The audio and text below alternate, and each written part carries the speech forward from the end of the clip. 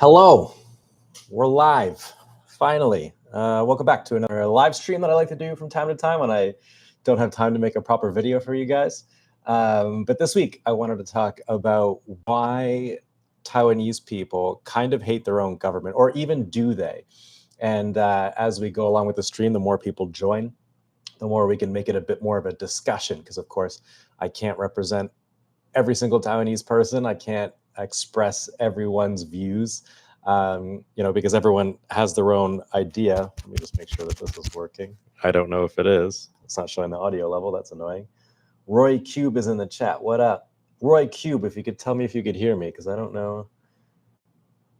Oh, Happy Quails in the chat. Good morning / evening. Hello. You can, okay, post-nut privilege. I love that. All right, great. Cheers, thank you. All right, cool. Hey, Eddie Live is in the chat. Long time no see. I did his podcast a couple of years ago now. It's been a long time. So yesterday, me and Allan were helping another YouTuber who was visiting Taiwan shoot a video. His name is Backpacker Ben. And he was in Taiwan because he's doing a challenge where he's trying to visit as many countries as he can. And they use this app that is run by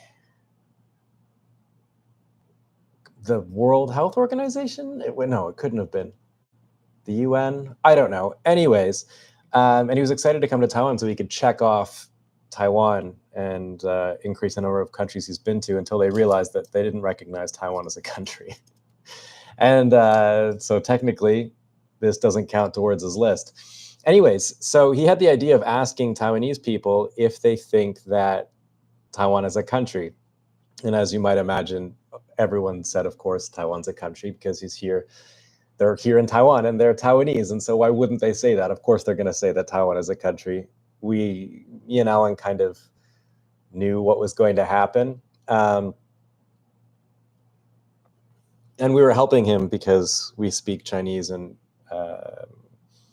he just needed help asking people those kind of questions. And it's kind of sensitive too. And so you kind of have to, build a rapport with people before you bother asking them something like that. But anyways, many people answered something that kind of surprised me. And they said they love Taiwan. And of course, Taiwan's a country. And one guy said this: the government is bullshit. And when he said that, he was with a group of his friends. Or I'm not sure if they were his friends. They were just a group of Taiwanese people. And they all unanimously agreed that the government is bullshit and they hate their own government. And we kind of had a bit of a discussion as to why. And that surprised me. And I wanted to bring that up with the chat. Maybe if you guys have an opinion on this or not, that's fine. But I found it really interesting how there's this divide now. You see it in a lot of countries, many countries. Usually it's a divide between, left-wing and right-wing politics, or conservatives versus liberals, or whatever. And it's kind of starting to happen here in Taiwan. And it's kind of interesting to watch because there's so many different ways you could look at it. And Damn Vale says, hello from South Carolina. Hello, South Carolina. Is it South Carolina or North Carolina that's known for its barbecue? I forget. I'd love to come visit one day. But anyways, one way you could look at it is like a matter of Chinese propaganda, because one thing that, I sound so tinfoil hat when I say that, but one thing that a lot of people agree on or talk about when they're talking about China and Taiwan, which is the only thing they talk about when they're talking about Taiwan, is what China is trying to do with its propaganda. What's its goal? What is it trying to achieve? And one of the things that a lot of people talk about, Roy Cubes in Taichung, what's up? One thing that people talk about is that they're trying to divide and conquer the Taiwanese, right? Where you sow division among the population so that maybe if there's, maybe they'll sign a kind of a peace agreement and they'll surrender peacefully rather than going to war, which would be a lot cheaper and a lot safer for everyone. And so they talk about that a lot when they're talking about the goals of the Chinese government. And so some people might argue that this is working, this whole division propaganda is working now that you see that Taiwanese people are so incredibly unhappy with their government. And I found that way of looking at it rather interesting. I'm not sure if what I'm saying makes sense. Jeju Din says, long live Taiwan, for sure. Because of the Chinese propaganda, a lot of people said China is better than Taiwan. Yeah, and that's another thing as well. Fate Master 92K says, I want to move to Taiwan. Taiwan number 1, West Taiwan number 2. Yeah, pardon for the mess, guys. I kind of rushed this stream. I didn't really clean my room. I apologize. Yeah, that's one thing I've heard from a lot of young people who don't really know anything yet because they're young and they think that they have a good opinion, and they don't. A lot of people buy into this propaganda where they see videos of China, like high-speed rails and really crazy trains and really high building skyscrapers with lights and futuristic tech and all this interesting ways that China builds up their infrastructure to look really good. And they think that, when they see that, they think, wow, China's so advanced, China's so rich, they've really surpassed Taiwan. That's what they think. And they kind of buy into this idea that China is now better than Taiwan, which is not the case. China certainly changed a lot since I've lived there, but it hasn't changed enough to where I would believe what they're selling in their propaganda, if that makes sense. 42 says China has the right to defend itself. Yeah, I don't think anyone's threatening to invade China, so certainly they have the right, but I don't know why that's worth mentioning in this context. Copper Newt says, I'm so sick of people buying into those. I really don't want to call them stupid, but come on, guys, they're so painfully obvious. That is true. It's not always obvious, but there is a lot of I'm not on TikTok, but we can call them TikToks, or these little clips where it's so obviously paid for by the Chinese government that it's hard to believe that people actually buy into it. But I mean, not everyone has an eye for that kind of thing, if that makes sense. Ko Lin says President Lai needs to let it go and concentrate on making the country better. He is dragging the DPP down. And Happy Quail says they have teams of propagandists who may be posting these opinions. Yeah, for sure they do. What is going on with my autofocus? I apologize. It keeps popping in and out of focus. I'm not sure why it's doing that. It doesn't usually do that. It's probably just the lighting. Yeah, so Colin says President Lai needs to let it go and concentrate on making the country better. And I wonder, I can see your point, because obviously you want the president to focus on your own country and improving Taiwan. But what do you mean, let it go? Let what go exactly? Like, what do you mean? Let what go? Specifically, what do you mean when you say President Lai needs to let it go? Because if you mean let the Chinese situation go, well, that's ridiculous, because they're constantly threatening to invade. So how do you let that go? Do you know what I mean? Like, does that make sense? Dima says, Prazu, stay safe, pal. Yep, doing my best, dodging bombs left, right, and center. Snow says, the whole concept of the 50-cent army is hard to understand for Western-minded people, but it's really happening. Yeah, I mean, the 50-cent army has been happening for a long time. I remember when I was still living in China and I was a YouTuber, I had way more 50-cent, Wu Mao bots or accounts or whatever posting on my channel than I do now. It was crazy back then. It's still crazy now. It's just because I don't live there, and I don't think I talk about the Chinese situation as much, or I don't talk about China as much as I used to. I don't think I don't get as many of those comments as I used to from those bots. I still get a few, but not like I used to. Back then it was nuts. And now with the rise of AI, they're able, I'm assuming, to double their efforts with that type of thing. You know what I mean? Because now, I mean, they had bots before, but you know, AI has come such a long way now, where if they can incorporate that into their 50 Cent army, into their sort of online propaganda, what would you say, army, I guess, it just makes it so much worse, you know, or the amount is so much more.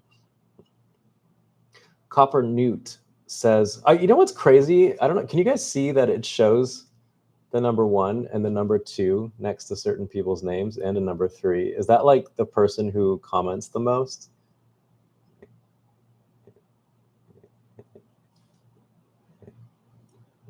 Or is it the person who like donated the most? I wonder. That's a pretty crazy thing to do.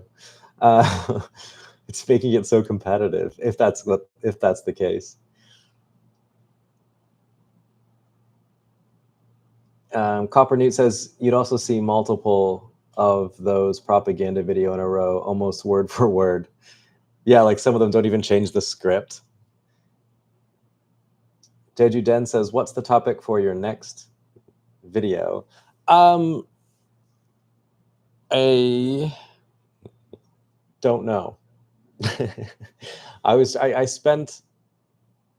really busy this week, and so I didn't even have time. I mean, Monday I spent the whole day trying to think of video ideas, and I feel like the more I try to think of ideas, the harder it is for me to do that. Like it erases my brain almost. And then Tuesday, Wednesday, I was helping a friend move out, and Thursday, Friday it was the same. Except Friday I had to film with that other YouTuber, so I haven't even had the chance to like sit down. I was so busy. I had Chinese class today. I'm studying Chinese. I didn't realize I had class today, and then I got a message from their office telling me that I had class and I had to do it online, and I was just like, what the hell? My brain is scattered. If you guys have any ideas, I'd love to hear them. It's one of the most difficult and sometimes frustrating part about making videos is trying to think of a really good idea.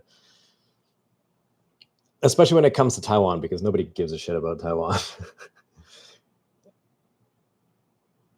Your autofocus may be resetting if it's responding to the following movements. I don't know why. It's usually really good at autofocusing. It's a DJI Pocket 3, and I'm not entirely sure what is going on. I wonder if I have. I'm gonna get the computer monitor in the corner here, so that way it has some foreground, and then maybe that'll fix it. I'm not sure. We'll see. It's not fixing it at all. It's really annoying. QQ Terry QQ0621 says agree. Bad government. Happy Quell says no donation. So I guess it's just how much you comment then. Fate Master 92K says if the DPP doesn't if DPP doesn't deliver or attempts to deliver to the people, the KMT will rise to power. If the KMT tries to block that, then the DPP will have the ammo to say that the KMT isn't trying to improve life. Gosh, that came out the wrong way, saying no donation. You're trying to encourage people not to donate? Come on. I'm all for super chats. If you guys have any burning questions, I would love it. That's the other hard part about being a YouTuber is for whatever reason, 2025, for everyone, for all my friends that are YouTubers has been rough. Like sponsored videos have been completely dried. And I was talking about that last night with Backpacker Ben, the other YouTuber, as to like why we think that's happening, because it's not just in Taiwan. Like me and Allan were thinking it was just in Taiwan, because a lot of our friends here in Taiwan that are YouTubers haven't been getting very many sponsored videos, but then we've been hearing from people who are YouTubers outside of Taiwan that they also struggle with that. And so we're like, what is going on? And we're thinking maybe just like there's been because there's so many influencers, because there's so many YouTubers now, that marketing different companies, they have marketing departments, are able to give more people sponsored gigs for less money. And also, I think that some marketing agencies are realizing that the money that they're spending on these videos isn't worth it. Like, they're not seeing a return on their marketing investment. And so they're kind of trying to slow it down. We're not really sure. I don't really know what's going on, but this year's been really rough.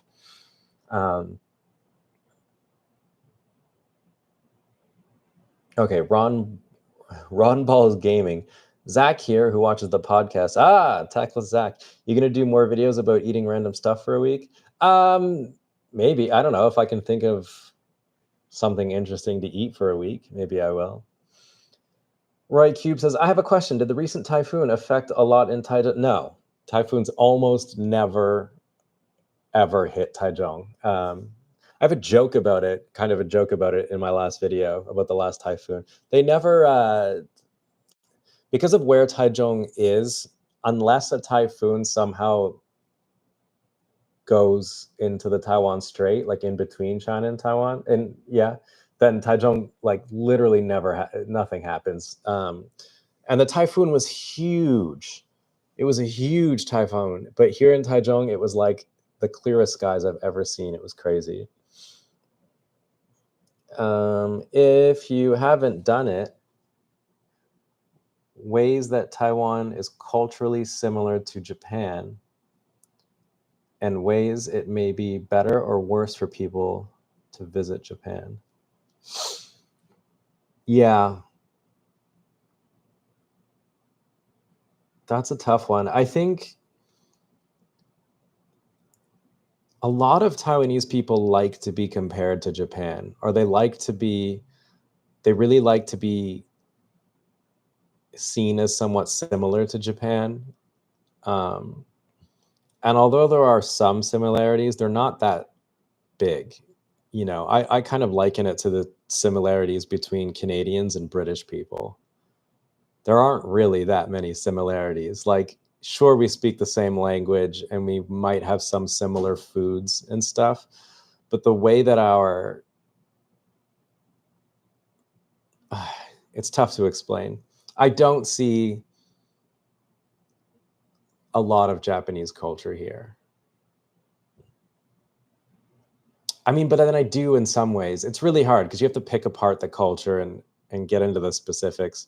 Maybe it is a good idea. I'll have to think about that one. CF Patello. Greetings from Taipei, living here for almost 6 years and got my APRC this year. Congrats. That's huge. APRC means you're free. Don't need a job. Roy Cube says, Prezi, want to try bento for a week? Jesus Christ, for a week? I mean, would that even be hard? I bet you there's Taiwanese people, like I bet you there's construction workers who eat bento for a week, like no problem, I bet you there's lots of people in Taiwan who eat that every day for a week. Happy Quill says, I think the autonomous is having, are you trying to say autofocus is having trouble with that bright light to your left? Perchance. I'll turn it off and then we'll see if it makes it better. Boom.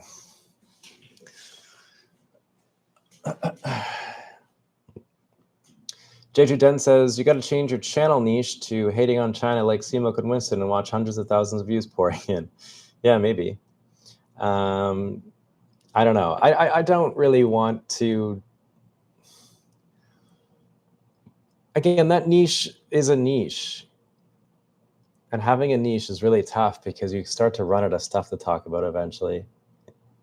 Although I guess with China, there's so much that's going on. You kind of never run out of things to say, I guess, because it is such a broad topic. But I don't know. I think the more I'm able to understand Taiwan and the more I'll be able to speak the language, then the more I'll be able to dive into things, the specifics of it.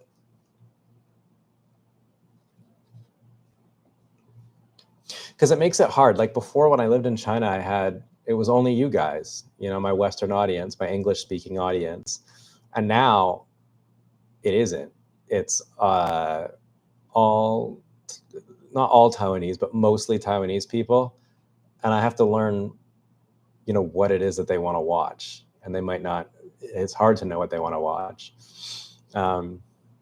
So Taiwanese people hating their own government. I really wanted to make this the discussion. I wonder how much of it, because people really like. So the current president right now is Lai Ching-te, whatever his name is, and people don't like him at all. His approval ratings are very low. And I wonder how much of that is because of his actual performance and how much of it is from China. Like, I wonder if they somehow control the news or control the rhetoric in some way. And I'm curious what you guys think of that. And again, any super chats would be much appreciated while I ramble on here about it, because it does worry me when you hear about, like, I hear Taiwanese people who are so upset with their government and they're so angry at their government. And normally that would be fine. Like in America, there's people who are extremely liberal and will never vote conservative and will never have an open mind to conservative people. And there's conservatives who will always vote conservative and who will never vote liberal, and when,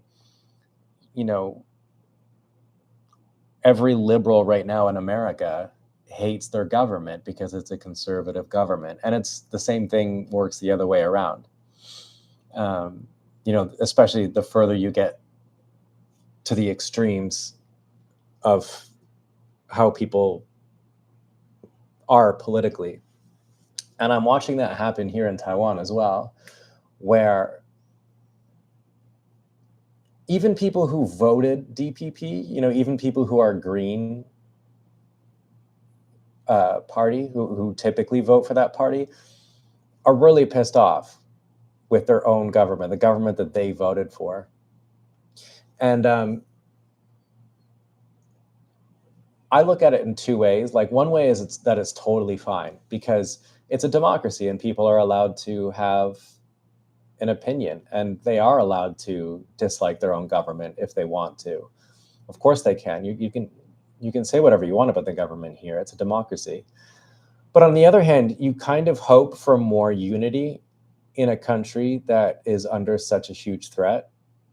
And I wonder what President Lai did that pissed people off so much. Because I keep hearing that he's not paying attention to people's lives and he's not improving the lives of the people in Taiwan. But I never hear any specifics. Like, I never hear about what he specifically did wrong to make people. And I'm not supporting Lai at all. I'm saying I just don't know.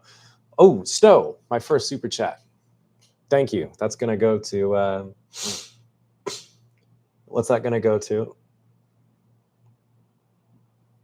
It's going to go to dinner, maybe. I'm going to give Snow a like here. And this is his super chat, or her. I'm not sure. How come I can't like your? Oh, there we go. Heart. I've had problems with talking to EDU with email. I've had problems with talking to EDU with email. Is it realistic to come on US 90-day pass and get a visa and permanent stay figured out upon arrival? Are you talking about Taiwan?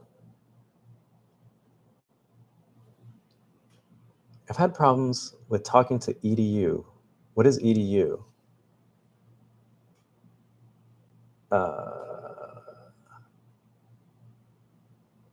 I want to take language classes and EDU to do what I need to stay on a permanent basis. Is EDU education? Is that what that's short for? Maybe it is. I'm not really sure. Okay, college/language school. Yeah, you can come here on, yeah, for sure. If you come here on, provided you have a university degree, yeah, you can come to Taiwan just on a 90-day, like a visa-free entry, you know what I mean? And then if you find a school you want to work at, they'll hire you, and it'll probably be easier to get a job since you're already in Taiwan. And then they'll sort out the visa for you. You know, you still have to make sure that you have a university degree if you're here for work. If you're here for school, then you're going to want a student visa, and that means you're going to have to go to university. I have no degree. I want to get education in Taiwan. Oh, then yeah, you're going to have to apply to a school. Like you're going to have to get into a university. A language school, probably not. Like I go to a language school to study Chinese, but they don't offer any like visas, you know. And if you want to stay here permanently, if you want your permanent residence certificate, I think someone just told me in the chat that they recently got it. It's called your APRC. You need to have a working visa for 5 consecutive years, and then you can stay here permanently. So I hope that answers your question there. Thank you for the super chat so much. No, much appreciated. Lucas is in the chat. What have I missed? Says Lucas. What has Lucas missed? We're talking about how people are pissed off with the government. And we're talking about what that means for Taiwan, and we're talking about why people might feel that way if, because I'm trying to figure out what the president did, what the government did that is upsetting people so much, and why there's such a massive political divide that has popped up lately in Taiwan, and how that came about. How much of it is actually like homegrown sort of dissent or dissatisfaction with the government, and how much of it could potentially be Chinese propaganda. Because I'm trying to figure out what President Lai did specifically that gets people so upset. And Kenny Lin says, from my observation, I would say I found some specific force spreading some hatred against the Taiwan government on purpose, but that won't be strange in a democratic society. People have some opponent ideas too. So what you're saying is like a bit of A, bit of B, I suppose. Lucas, why don't you ever do, or do you do live streams and they just don't pop up in my feed? I never see like Lucas's live on YouTube. I usually get emails. Topher says, hola, ¿cómo estás? I don't speak Espanol. It's silly American. Copper Newt says, me personally, I'm pissed off at the people at the moment. Jesus, everyone, let's focus on why people are pissed off at the government. Wouldn't even know where to begin. Thanks, I will check that out. Yeah, good luck, Snow. I wish you the best, but you're gonna, yeah, definitely apply to a university. Yeah, Topher's got some suggestions.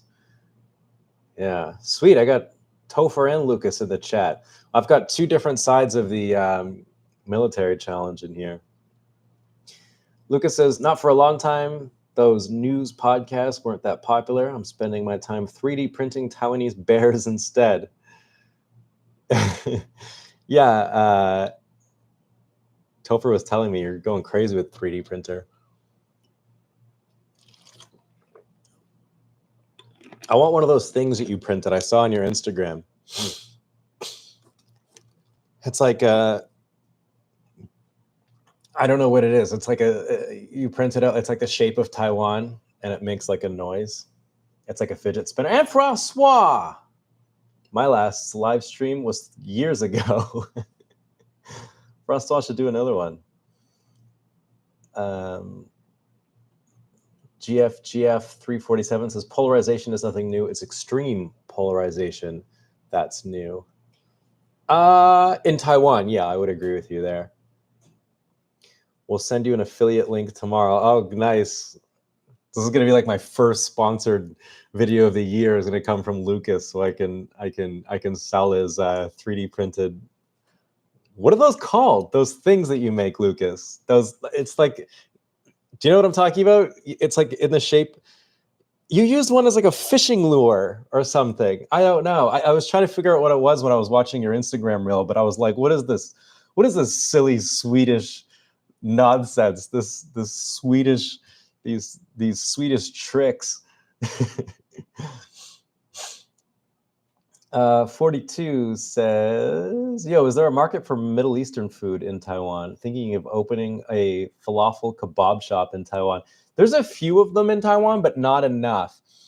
And all the ones that I've tried are not particularly all that good. If you're going to open up a kebab shop, do it in like Taichung or Kaohsiung or something. I think there's already a couple in Taipei that are okay, but there's none that are like actually good. Copper Newt wants to know what Topher's thoughts are on the 2 recent polls. Did they finish the second poll yet? I thought they're still doing. I thought they didn't even vote for that yet. Oh, it's a fucking keychain. I didn't know. I thought you were gonna call it something like. I thought you were gonna give it some ridiculous Swedish name, like a flippity floppin or something. Something ridiculous in Swedish. This Korean person says it's a keychain. I can actually read Korean. Desimandigul. I don't know if I'm reading that right. Topher doesn't know what polls you're talking about. The recall. I think he's talking about the recall votes, Topher. David Shea says, I think people feel like they were stuck with the DPP because the alternative is unacceptable. And when you're stuck with something that is not meeting your expectations, you start hating it. Yeah, that's a good point.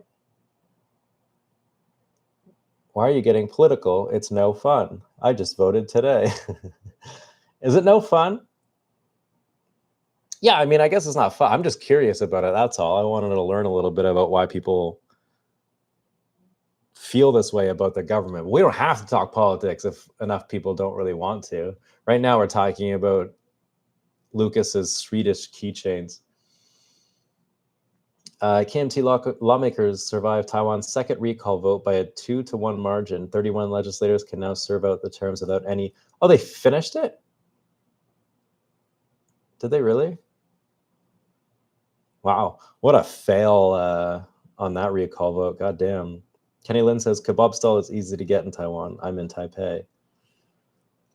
Maybe in Taipei it's easy, but not if we're talking about like Middle Eastern kebabs, you know, not like skewers, like Taiwanese skewers, right?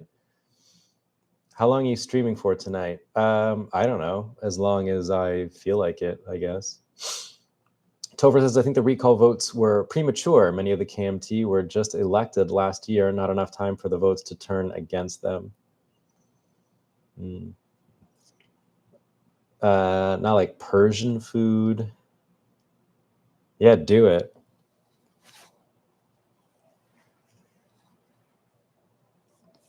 Where I'm from in Ottawa, we had a lot of Lebanese immigrants in the 80s and 90s, and they opened up shawarma shops.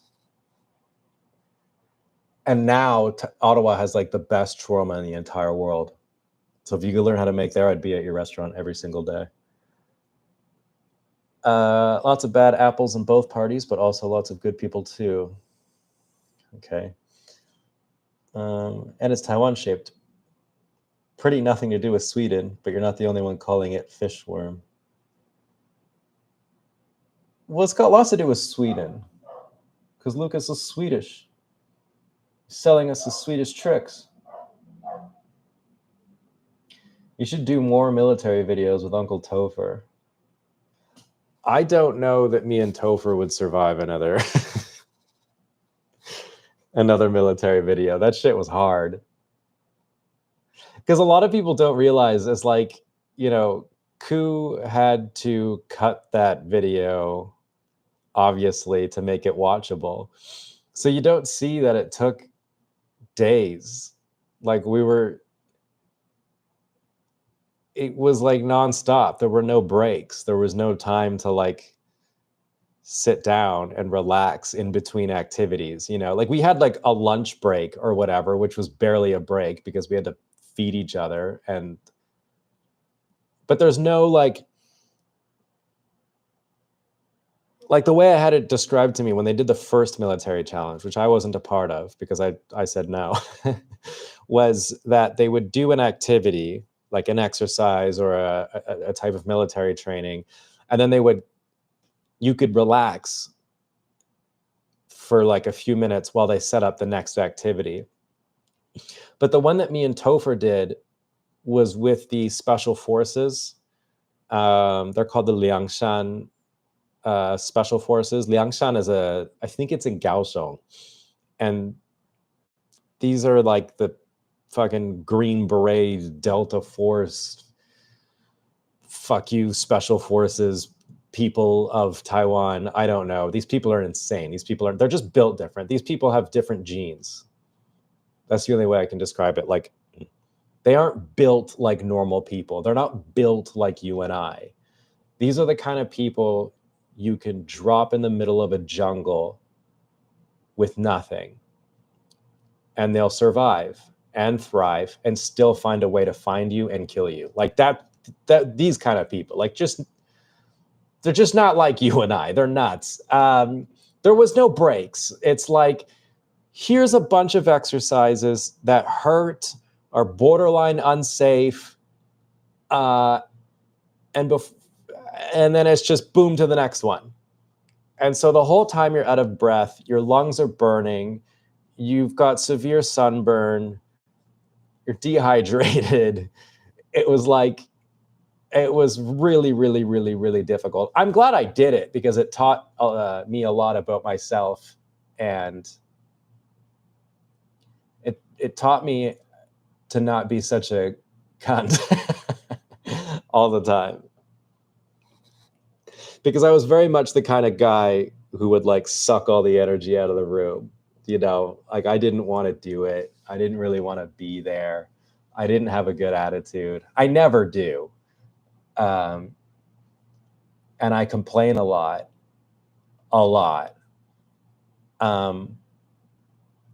But I'm glad I went through it because it teaches you where your limit is, and it teaches you that you can go past your limit and you set new limits. And it's really interesting what it does to the way that you look at things. And it was only 2 days, right? So like, how much of an effect could it actually have? But I imagine people that go through proper military, I mean, like long-term extended military training, a bit like what Topher did. I'm sure it changes the way that you view yourself, and it changes your perspective on the things that you can and can't do, I think. Although I'm not going to speak for Topher, obviously. He maybe has his own ideas on it.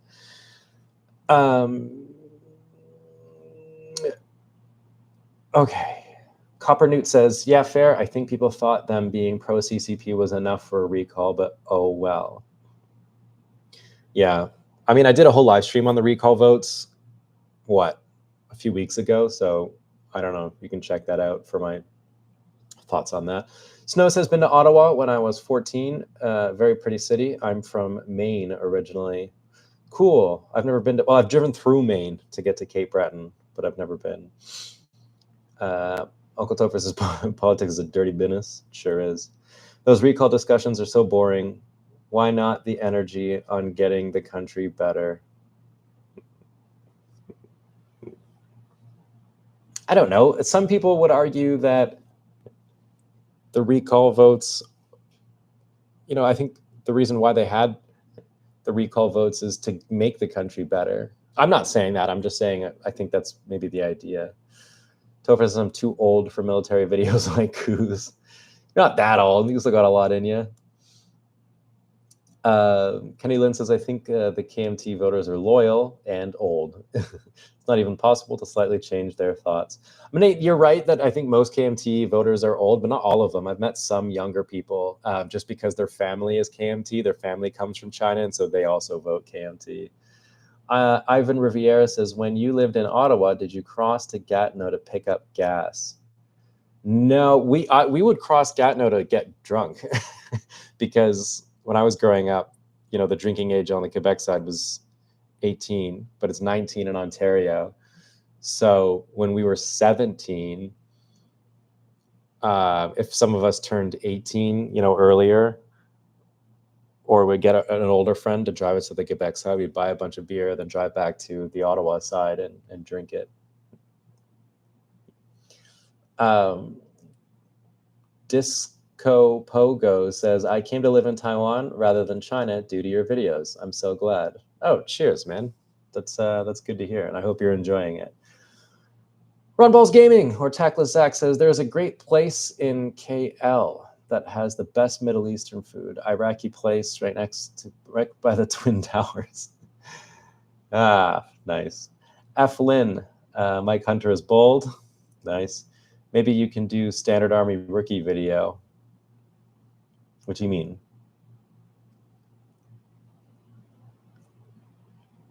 I'm not sure. Do people in Taiwan, due to historical or generational habit, or due to possible good policies? You're going to have to rephrase that question. Oh, vote due to. There you go. Okay, I see how you corrected yourself. Both. They vote. Some people vote because their parents told them to vote for whatever political party, or their family comes from the KMT. And then there's some people who vote based off their own personal opinions on how they think the country should proceed. So it's a mixed bag. I've met both people. I'm sure if you keep following the chat, someone will tell you. Uncle Dover says, Prozzy is right about intense training, but it can also make you very cynical towards civilians. Does the training make you cynical towards civilians, or does actual deployment make you cynical towards civilians? Because I didn't really find myself thinking about it that much. Again, I only did it for 2 days. It's not like I don't know what the fuck I'm talking about, but I would assume that actual deployment would change the way that you see civilians. Cheryl Liao says, land use issues, lowest birth rate, i.e. the least romantic place on the entire planet. Is it? Come on, I'm sure there's Taiwanese guys with lots of romantic ideas or something.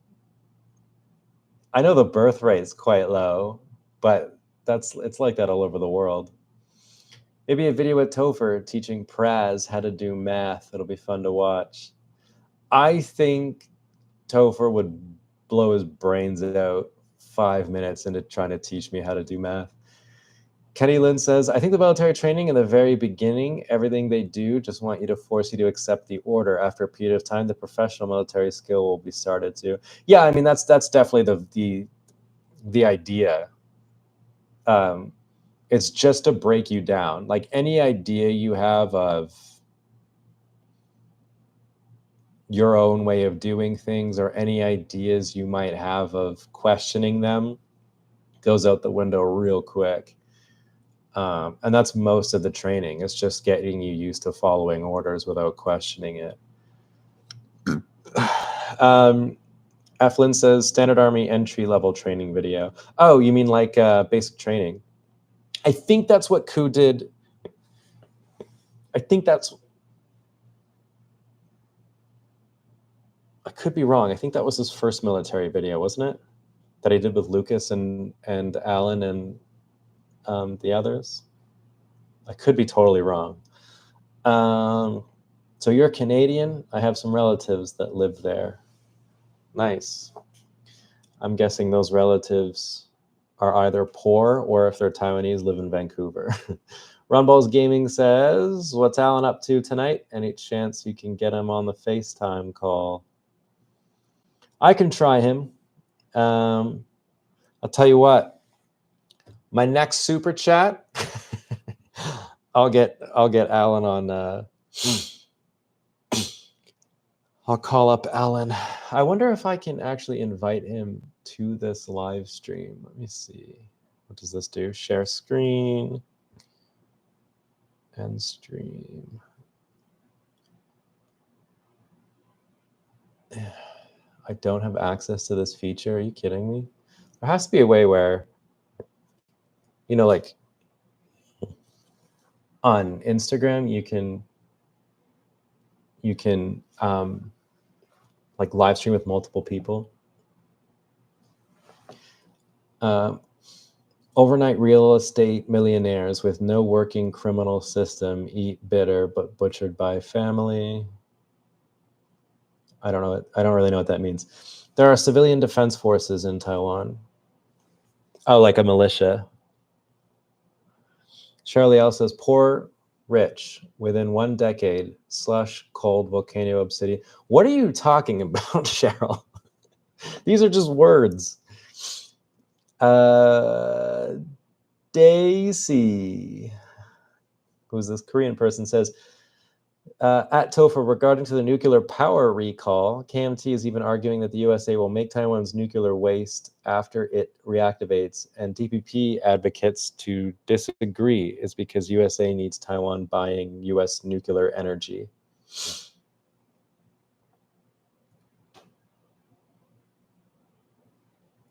Okay, the first video was Marine training, and the second video is Special Forces. Okay. Poor Taiwanese who live in Vancouver. Classic. They are happy collecting child benefits. Yeah. They, in fact, did live in Vancouver. Yeah, that makes sense. Yeah, the whole nuclear thing is an interesting discussion here in Taiwan, because I think a lot of people agree that nuclear power is good because it doesn't pollute the air as much. And God knows that Taiwan needs less pollutants in the air, because you may as well smoke a pack of cigarettes a day if you're living in Taiwan. They burn so much coal in Taiwan that the air is so polluted, and they blame a lot of it on China. You're about to see a whole bunch of comments show up in the chat, I'm sure, of people saying that a lot of the pollution comes from China, and I'm sure that some of it does.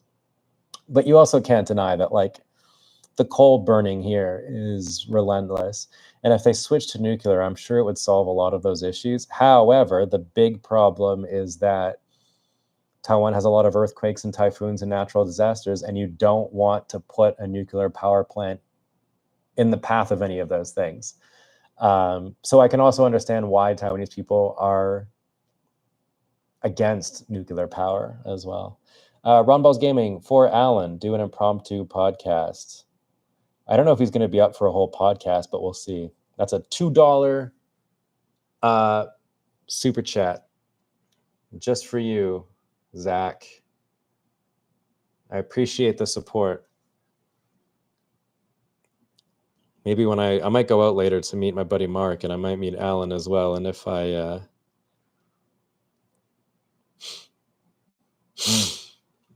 see him, I will try to buy him a $2 beer from Zach.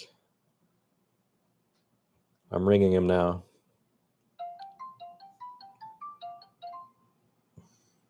Topher says, I can see the USA selling nuclear power plants, especially smaller modular nuclear power plants. The US doesn't really mine a lot of uranium, though. You know what's crazy? I heard that Taiwan had, it's ringing, by the way. Taiwan had a nuclear power plant that was built, ready to go. I don't know when this was. And but then the people voted against. How did it go? I don't know. They were about to turn it on, and then all of a sudden they had like a recall vote where the people decided against nuclear power, and they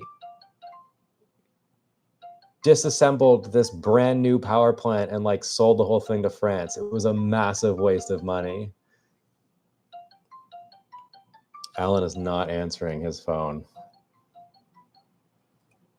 Oh, the person you are calling didn't pick up. I'll try again later. He's probably busy with his boyfriend.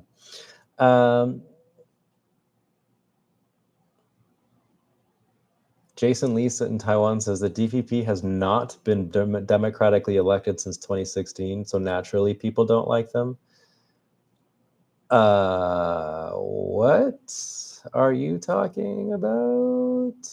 Copper Newt wants to know what you're talking about. Topher says, I could see the USA taking the nuclear waste, but Taiwan already has those waste storage facilities. Yeah, don't they... didn't they have nuclear waste storage on Orchid Island? or Green Island, or one of the islands. I don't remember. I remember there was protests a long time ago about the people living there didn't want all that nuclear waste where they were living. But I think Topher's right. Just look into the government's corruption. Ain't no corrupted government ever getting my vote. Yeah, probably. I mean, listen, anytime you're dealing with a country that's predominantly, I'm going to say this and it's going to piss a lot of people off. So I'm not going to say it. It might not piss a lot of people off because I can back it up with some level of research, but I'm not going to say it. Stephen Blay in the chat. Sorry, I'm late. Been out riding my Honda Hornet. Ride more, Prozzy. Yeah, I want to. I'm planning a trip into the mountains a little bit. Oh, Allan's just messaged me. In Eagle Dream. I'm in the middle of a live stream, and Zach from the Patreon, from our podcast, wanted me to call you and get you on the stream. And I told him I would do it if he sent a super chat, which he did. He sent a $2 super chat. So I tried to call you, but you have disappointed him greatly.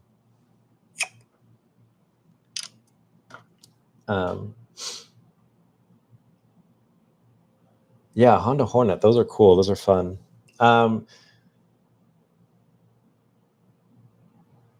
Jasmine Huang is in the chat, says hi. What's up, Jasmine?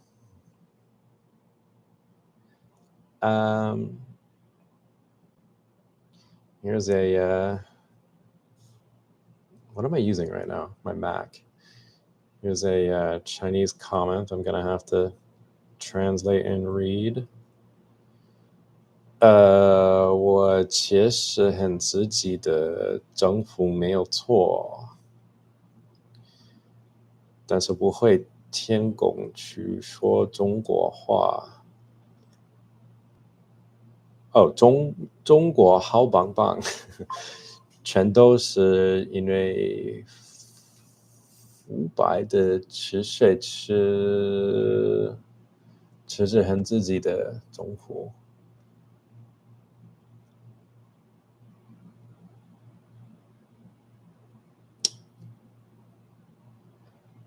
All right. Hates their own government, but also won't bow down to the Chinese government either, is basically what they're saying.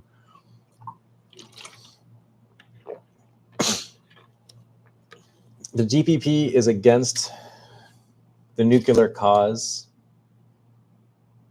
Oh, they're against nuclear because of the solar wind companies are run by their family members. Government-run organizations, renewable energy from them is 6 to 8 sells to the citizens at $2. I honestly would believe that. If it came out that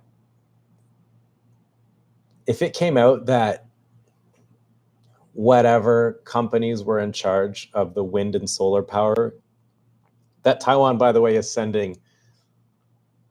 they're spending like billions on this shit. If it was run by people who were like friends with the government or family of people in the government, I would totally believe that. Trump doesn't like lie president too. I don't know. I haven't heard anything from. I don't think Trump has really talked about lie very much, has he? Have you seen any Palestine flags in Taiwan recently? I haven't. Maybe they're here, but I haven't seen them. F. Lynn says, I believe you're talking nuclear number 4 power plant. It was halfway through, and the Thai Power requests another 30 billion or something, which is that time they have already spent 30 billion, so the people vote. Oh, okay, I see. Sounds like they were trying to like extort the government or something. Prozzy, are you happy living in Taiwan? Yeah, of course I am. Otherwise, I would not live here. Jewel says zero corruption got to be the baseline for all governments. You're never going to have a government that's like zero corruption, right? Russ Moore Farr says, I wonder when the nuclear plants in southern Guangdong will have a major meltdown. Maybe. You know how long the car import tax has been?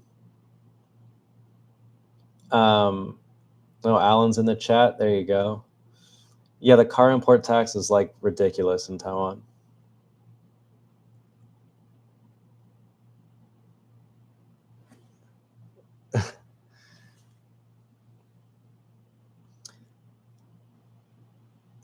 Every government is at least a little bit corrupt. Power corrupts. Yeah, I really don't think you're going to get a government that is like 0% corrupt. That's just ridiculous. That's not going to happen.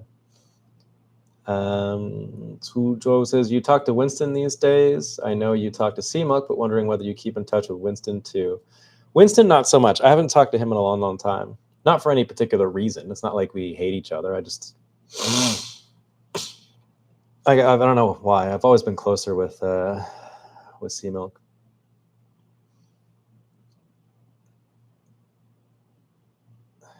Nuclear power is too dangerous for Taiwan because of the tsunami and earthquakes. Yeah, that's what I was talking about. But then, you have to make a choice of like risking a nuclear meltdown because of an earthquake or a typhoon, which would kill you immediately. Excuse me, my nose. Or you risk dying slowly from lung cancer because they burn so much coal. So yeah, even Japan is embracing nuclear. Yeah, well, they had Fukushima, so, just Google Taiwan solar panels. Look what happened after the typhoon. Yeah, they like destroyed. They destroyed that typhoon, like wrecked the solar panels. Is there big import tax on motorcycles? Was your Rebel at a high price? Yes, motorcycles too. So, yeah, I think a Honda Rebel. Let's see. How much is a Honda Rebel 500 in the US?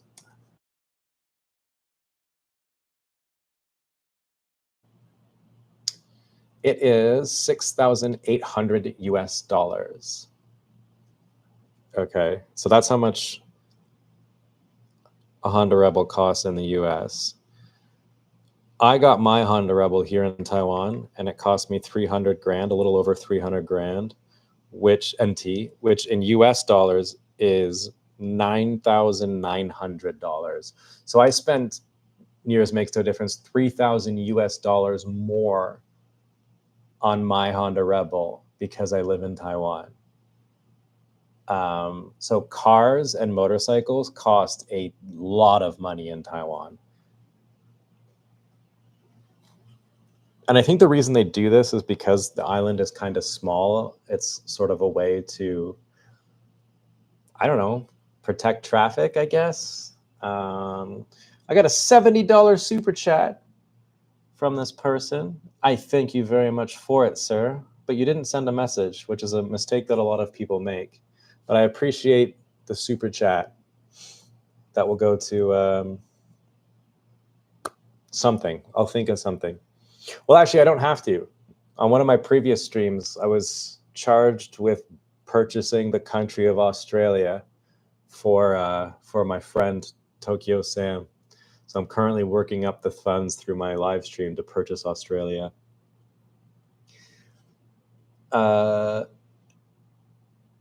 Rebel 500 in Taiwan is 300K. Yeah, that's what I spent for mine.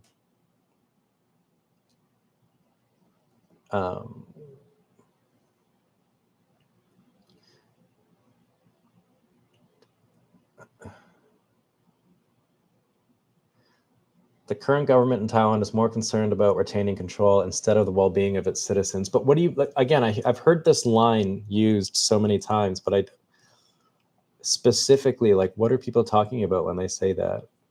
I'm not challenging you. Like, I'm sure you're right. I don't know what they mean when they say that.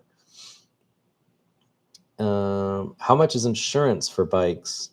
Pretty cheap. I mean, it depends obviously on what kind of insurance you get. Mine's not very much. I don't even know how much I pay. It's that cheap.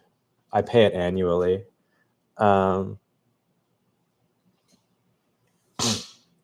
And it depends on what you get. Like if you just get the basic insurance that covers nothing, it's obviously really cheap. And then you can get all kinds of different insurance. Like you can get typhoon insurance, which is not a bad idea because if you park your bike anywhere really, there's a chance it'll flood. And insurance won't cover it unless you have specific typhoon insurance, which I can't remember if I did get. I live high up, like I live in an elevated, like on a hill. And so I don't think my garage would flood because rainwater and typhoon water obviously is going to flow downhill.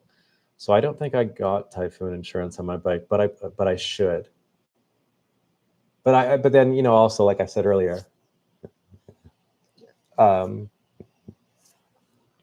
because I live in Taiwan, I don't know that I would need typhoon insurance because typhoons don't really affect Taiwan that much. If I lived in Kaohsiung, like where Topher lives, I would definitely have typhoon insurance because Kaohsiung gets fucked every single typhoon, basically. Taiwan has the largest bargaining chip in the whole world. Okie dokie. Can you show us what your Instagram Discover page looks like? Is it hot girls, racist memes, or something else? My Discover page? What is that? I don't use Instagram enough to even know. It's probably like horrible stuff. Oh, F Lynn 75 NT. Much appreciated. And of course, because it's a super chat, I read his comment first. Also, I have to make sure that the person who left the last super chat, I appreciate it, but they didn't say anything. So if they have something that they wanted to ask. Anyway, so F. Lynn says the tax was first introduced half a century ago, back in 1950. That's more than half a century ago. The car and the motorcycle is considered a luxury item, so the government charged a heavy tax. Interesting. I didn't know that. I thought it was introduced to protect domestic manufacturers like Kimco, Sanyang, Luxgen, and maybe some of the other smaller companies that produce scooters and motorcycles here in Taiwan. Because the other dumb thing is like Kimco will charge like a Yamaha scooter is subject to these taxes, I think. And so they have to charge more, but Kimco will charge just as much, even though they're exempt from that tax. It's fucking stupid. Rufus, $10. Much appreciated. Thank you so much. Prazi, if your life was a video game, what would the main quest be?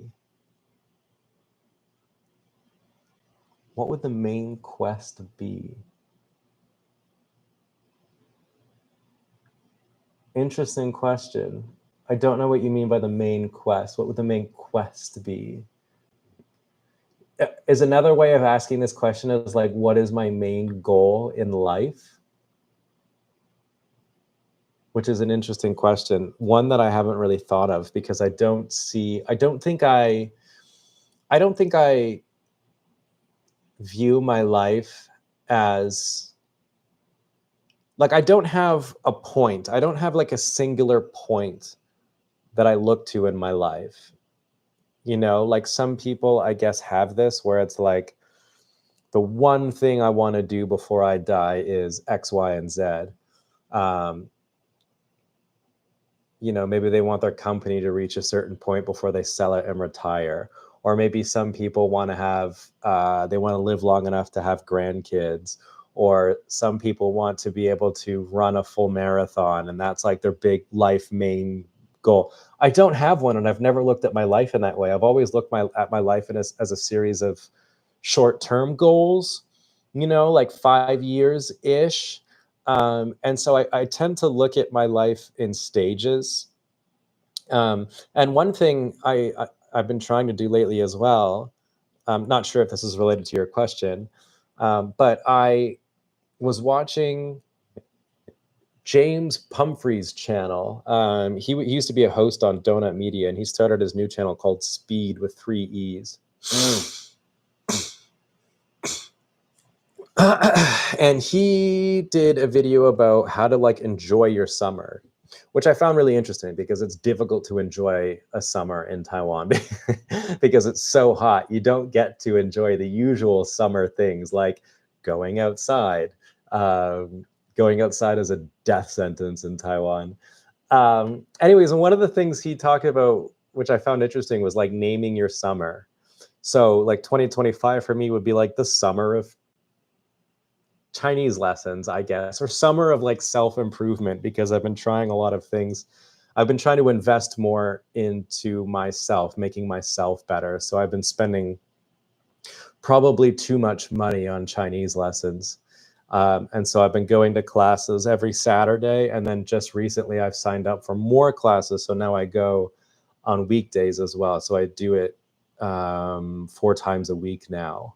I go to Chinese classes. And so I what I tell myself is like, well, you know, by the end of, I don't know, I haven't really thought about a timeline, but we'll say like 2 years, I hope that my Chinese will get to a level where I can talk to clients and I can go out there and I can actually speak to people comfortably without having to stop so much to think about sentence structure, grammar, vocabulary, that kind of thing. So I really would. That's a $10. Okay, that's a $10 super chat, Rufus. And so I'll say this: I think one main quest would be if my life was a video. But if it was a video game, why do you have to stage the question like that? Because what do you mean video game? That kind of adds an element of like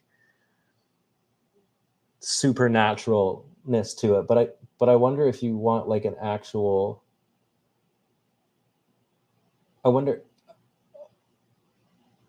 if you want like an actual answer. Do you know what I mean?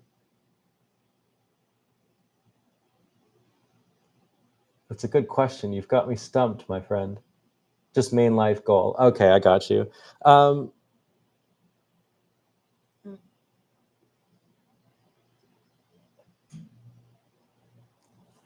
I think the older I get, the more I would like to have a kid. I think that would be a life goal. And I think it's a worthy one and maybe a noble one as well. A lot of people don't want kids these days, and I completely understand and I get it.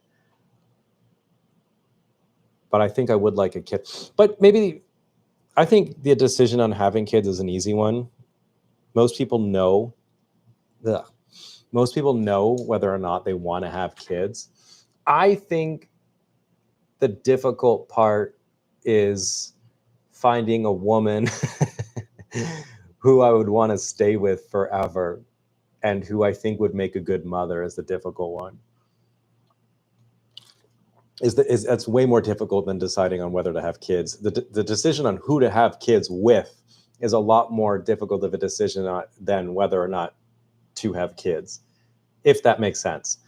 Like I've dated girls in the past who I think would be wonderful mothers, but shitty wives. And I've also dated women who I think would be wonderful wives and shitty mothers. So I hope that answers your question satisfactorily. Kyle Seraphim says, Prozzy, I am somewhat new to your channel. What's the story behind how you and Glory met / became friends? Is she a Nepo baby? How do you have so much free time hanging out with you, LMAO? What's a Nepo baby? Is that like a fuar dai? A fuar dai is Chinese for like a rich kid. Nepo baby meaning someone whose career success is attributed to nepotism and familiar. Oh, God, no. She's definitely not a Nepo baby. She's not. No, God, no. I've been to her parents' house. It's made of fucking paper, Kyle. No, she was my boss. I used to work at a kindergarten, and she was my supervisor. She is now the what? The director of the kindergarten. So she got promoted. So she was my boss. That's how we met. And we don't have a ton of time to hang out. I have time to hang out because I'm a YouTuber full time, so I make my own schedule. So we usually see each other on weekends. So yeah, sorry, I'm getting behind on the chat here a little bit as I was focusing on the super chats.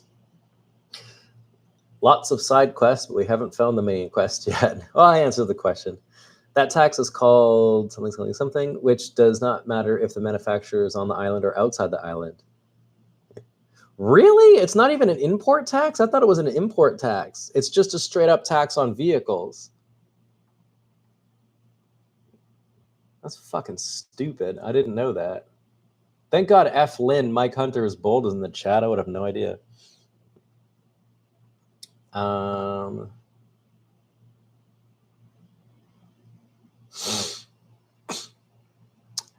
Zach or Rumballs Gaming says, are beetle nut girls still a thing? You should make a video buying beetle nuts from them and interviewing them about the job. They're still a thing, but not the way that they were in the 80s and 90s. So in the 80s and 90s, and I guess prior to that, they had these things called beetle nut girls, which there were these women who were typically really young and pretty hot, and they would dress up in string bikinis. Hey, that's cool. I have 75 people in my live stream and exactly 75 likes. Someone's just ruined it. Now it's 76 likes. Anyways, and they would dress in like string bikinis. You know what I mean by string bikinis? Like extreme, like very revealing bikinis, like basically naked, as close to being legally naked as you could. And they would sell beetle nut to people. That was outlawed because the government decided that it wasn't a good look on Taiwan, and so they banned it. So usually the people working in the beetle nut shops are still women, but they're just not dressed up as bikini, and they're often old. So, and a lot of them do not want to be on camera. So, yeah.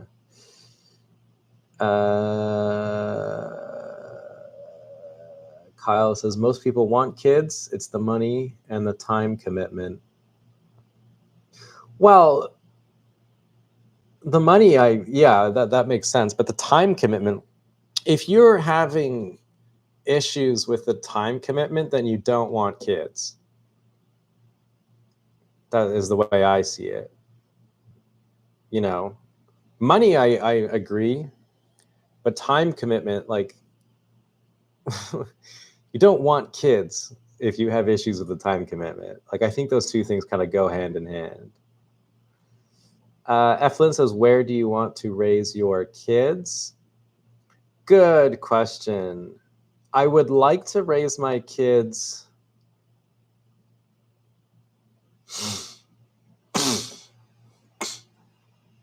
I don't know. Like, my choices really would be Canada and Taiwan. And both places have their advantages and their disadvantages, right? Like, it would be arguably cheaper to do in Taiwan, I think. However, what kind of health risks am I giving my kids? Because, man, my computer is like, it is running its ass off right now. Anyways, you know, with the pollution levels, they're exposed to that. So like higher risks of like heart disease. The food isn't all that healthy, so there's higher risk of diabetes here, lung cancers, cancers of all kinds, really. And also the fact that they wouldn't be as active. You know, in Canada, the air is a lot cleaner. And the idea of physical education is way more important in Canada. And it's mostly more realistic in Canada because we have the land, and so kids can go out and run more. Even if it's just, in their backyard. I know a lot of people say like, oh, well, these days kids just stay inside or whatever. And like, fine. But even if it is just a backyard, that is still 10 times more space than a Taiwanese kid has to run around. But it is stupidly expensive in Canada. And then there's the education system as well. Like, Taiwan's education system is extremely stressful. The Canadian education system's a bit of a fucking joke. So I don't know. In a perfect world, both. I'm not sure, and it also depends on who I get to have kids with.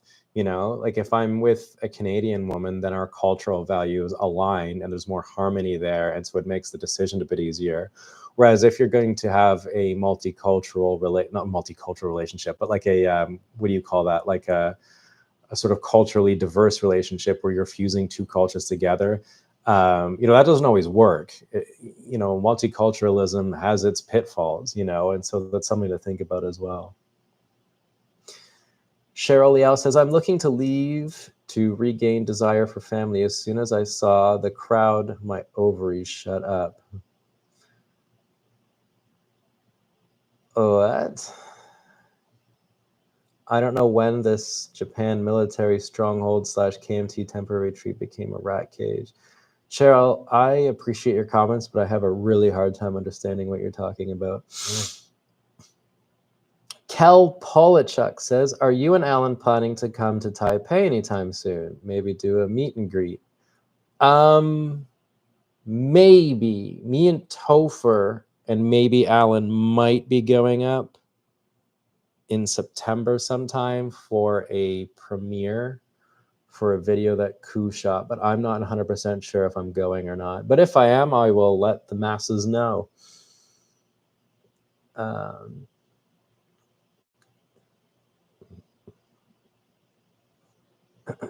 Ain't no way Canada's obesity rate is not higher than Taiwan's. Is not higher than Taiwan's or is higher than Taiwan's? Yeah, no, Taiwanese people aren't like fat. You'll see some fat people, but that doesn't mean they're healthy. Like a lot of kids here do not get the physical, what would you say, exercise that I think kids usually need.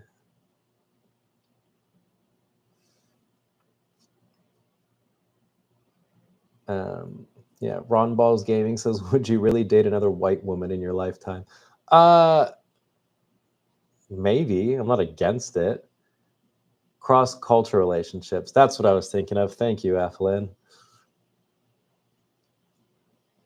Copper Newt says, hey, Prezi, do you think there are more dumb or smart people than others because one's got to be more right? I don't fucking know. If Allan has a theory that like 50% of the human population is dumber or something, because statistically that has to make sense that 50% of all people are less intelligent or something like that. I don't know. But I am probably on the dumb side. Like I don't think I'm a particularly smart person. I don't know.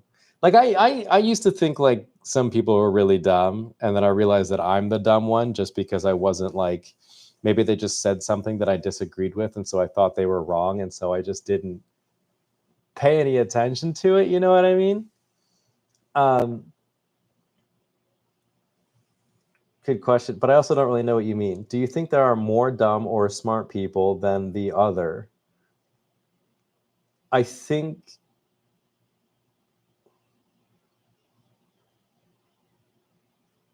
I don't know. I think it depends on what country you're in and how developed it is. Like I think if you go to like, nobody is dumb, just informed or willfully uninformed. 42, I'm going to have to disagree with you. There are people. So in early childhood education, we talk about like the different types of learners that there are, right? Some people learn a lot better by doing, or touching, or some people learn by seeing, some people learn by listening, some people are, there's different types of learners, and everyone has their own way of learning things. And some people are just fucking dumb, like me. There's been times where I've had concepts, people have tried to explain concepts to me in like multiple different ways, and I just don't fucking get it sometimes. Like, it just won't go into my dumb head. And I'm looking at them like they're dumb because I have no idea what they're talking about. And so sometimes it takes me a long time to understand a concept. And then once I do get it, if I get it, I feel like a fucking idiot. Like language is one good example of that. Like, one thing I've learned about language is to never question why, especially if you're learning English, because if you ask why we do things in English, you are going to go fucking nuts, because we don't even know as English speakers. Like, one thing I just learned, if I open up my Chinese book, is the, where were we today? Like page 15 or something. It's the sentence structure, an and swan. So, for example, 我们学校的学费是按钟头算的, which means like, it's like according to, or is calculated by, according to. So like, 电话费是按分钟算的. So my phone bill is charged according to the minutes that I use, if that makes sense. And that's the sentence structure. And it doesn't work the same as in English. And so you might ask, like, well, why does the an have to go before the swan or something? You might have a question like that. And what I've learned with language is like, don't fucking ask, just accept that it is. And leave yourself in this state of some sort of ignorance, because otherwise you'll just never get the concept. So I don't even know where I was going with it. I'm just dumb, basically. So there you go. Stephen Blaze says, Prowsey, have you ever been to the Big Fish port near Galme wetlands? Lots of crazy fish being caught. Would make a cool video. When I went, they even had a horseshoe crab. The fish port? Never been, but that would be kind of a cool video. I think very many people would watch it, but I think it would be cool to see. Maybe I'll go there sometime. Copper Newt says, being stupid is fine. Being stupid and making it other people's problem is not. Some people, you don't have a choice. Everyone has different interests and concerns, but car enthusiasts in Europe, the US, Japan, South Korea would never consider living in Taiwan because of the harsh taxes and laws are a headache. I know what you mean. And when I first moved to Taiwan, I would have agreed with you, but now I've learned to disagree, because I think that in Taiwan, driving is such a privilege that if you want to drive a nice bike or any kind of car, you fucking really have to want it. Like, you really have to love driving cars or love riding motorcycles in order to do that here in Taiwan, because it's so extortionately expensive. And so I can't complain about the prices, because that's what they are, and there's nothing I'm going to do about it. So if I want to ride, if I love riding, and I do, I have to pay the price. And so I did. I paid a ton of money for my Honda Rebel, which is like not worth it to a lot of people, but to me, because I love riding, I have no other choice. But I know what you mean. Do I wish it was cheaper? Fuck yeah, I do. I would love cars to be cheap. I mean, I know I ride a lot of motorcycles in my channel, but that's just because I could never afford a car. I love driving cars way more than I love riding motorcycles. And that doesn't mean that I don't like riding motorcycles. I do. What I'm saying is that I just love driving cars more. It's just that cars are even more expensive than motorcycles in Taiwan by like a lot.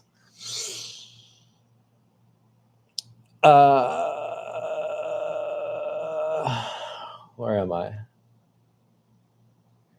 Cheryl says, you know, when that colonizer showed up, made everyone learn their language, then turned around and demand that you also teach them yours after you became bilingual? Just kidding. What the fuck are you talking about? Leslie Chung says, are you also planning to go home and visit your family anytime soon? Oh, am I planning on going home? No. It's like against my family. I just, it's really expensive to go to Canada, and I just don't really feel like going anytime soon. Maybe, I don't know. Even if I work my entire life in Taiwan, I still cannot afford a 911 GT3 or a legally registered rear-wheel drive Skyline GTR. That is what I dislike about Taiwan. If you can fucking find a Skyline GTR in Taiwan, you're lucky. What do you mean afford one? Nobody has these nice cars in Taiwan. The other thing about driving in Taiwan, like, I know you're frustrated about the cost of owning a car in Taiwan. Don't even worry about that. Why would you want a nice car in Taiwan? It's just going to... Finally, okay, I'm back. I apologize for that. I was temporarily assassinated by the Chinese government. I was killed. I died. I got sniped through my window. But then, like the Messiah himself, like the baby Jesus, I have risen. I've come back to life, back to the stream. They try to get me down. Try to keep me down. They just can't do it. All right. I think we're back. We're still arguing about cars. I don't know where we were with the car thing, but yeah, why would you want a nice car in Taiwan? No one gives a shit about your nice car. It's going to get smashed into. It's going to get scratched. It's going to get ruined. It's just going to piss you off.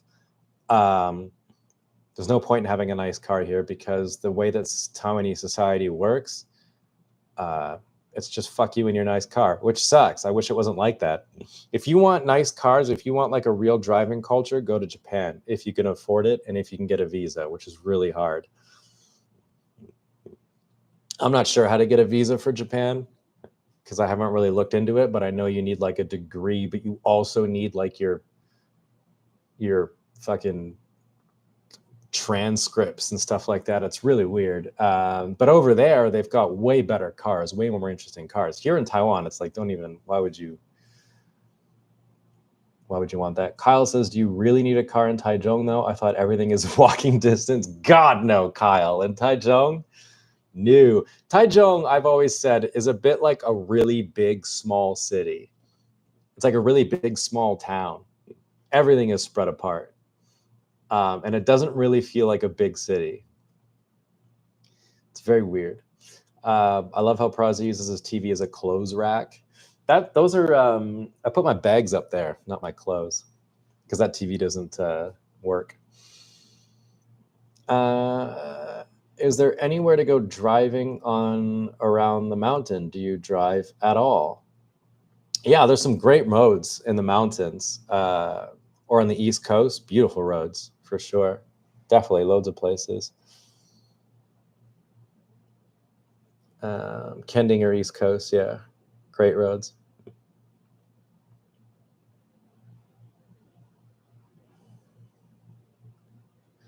My girlfriend has a car I occasionally use. I regret it every time. 0 parking in Taipei. Yeah, I would never have a car in Taipei. That's just murder. Like I drive, because I have a heavy motorcycle, which is a different license plate than like a regular scooter. I can't park with the scooters. I have to park where the cars park. And parking in Taiwan is a fucking pain in the ass and really expensive too. You have to have a lot of money to be able to have a car here.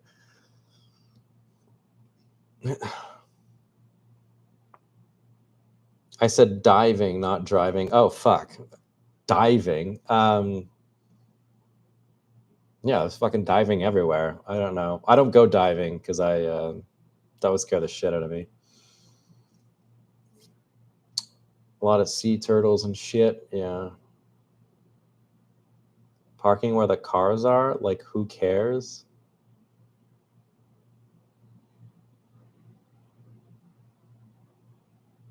He answered with driving, so roll with it, I guess. Yeah. What do you mean, who cares? Like, because you're awfully negative.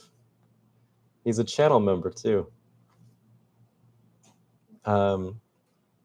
Yeah, no, it's just a pain in the ass because, like, if you drive a car, there's just like there's not parking anywhere.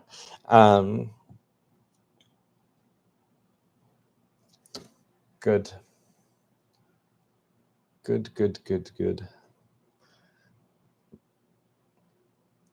I forgive finding a roadside parking a lot in Taipei. Always driving to paid parking area directly.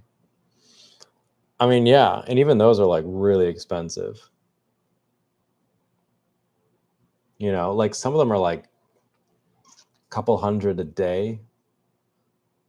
I've seen some that are like a couple hundred an hour, and I'm like, how the hell, if you drive a car in Taiwan, how the hell do you ever afford that?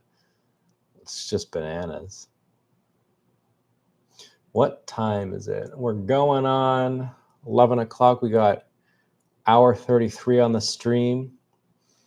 If there's any burning questions you guys have, let's get them in the chat. Otherwise, I better take a shower and go see where the night takes me.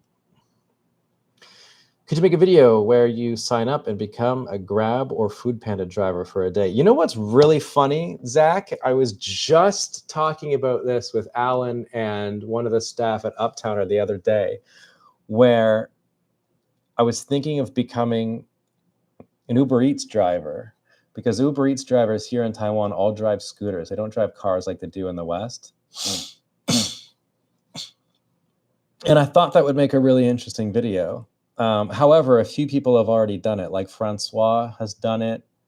And there's another guy who is Taiwanese but speaks English. And so I'm not sure how mine would be different, but I would love to give it a try. And it's easy too. Like I can just sign up with the app, and I have to provide them with my insurance, which I would have to find out what exactly they need for that. And then my friend who works at Uptowner used to be an Uber Eats driver, and she still has like the box that they strap to the back of the scooter that she could give me. And I thought it'd be interesting. And it's funny because I was looking into how much they make, and it's like nothing. It's got to be really hard. Prazi skipped bicep curls day. What makes you say that? Are my arms like disproportionate to? I'm not a strong person. Like I've started exercising, but I'm not a muscly guy. I never have been. But cheers for the criticism of my arms. Johnny Dingo says, I've heard Green Island is great for diving, for sure. Yeah. Yada says, no Kimco motorcycle? Is that even a thing? Kimco? Yeah, Kimco makes motorcycles for sure. You can park anywhere unless you run into some crazy citizen who report you. Yeah, but like that's the thing in Taiwan. There's crazy citizens everywhere in Taiwan that will report you. They love reporting you here in Taiwan. Havana Woody says, what stuff are you excited about right now in your life, Prazi? And what obstacles are you still trying to overcome?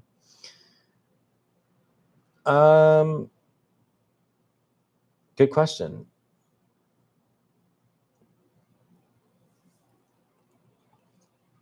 I'm excited to see, I'm testing this idea of self-improvement, and you know, I quit drinking a few years ago, and you always hear so many people talk about how it makes you feel and how it turns you into a new person, and how good working out feels, and how good being sober feels, and how good improving yourself incrementally over time feels. And I'm trying to put effort into that, like real concerted effort into it. And I'm sort of testing it, whether or not that works, because I'm quite cynical, and I'm not entirely sure that it isn't all bullshit. if that makes sense. And so I'm kind of testing it. And so I'm excited to see where that brings me. Like,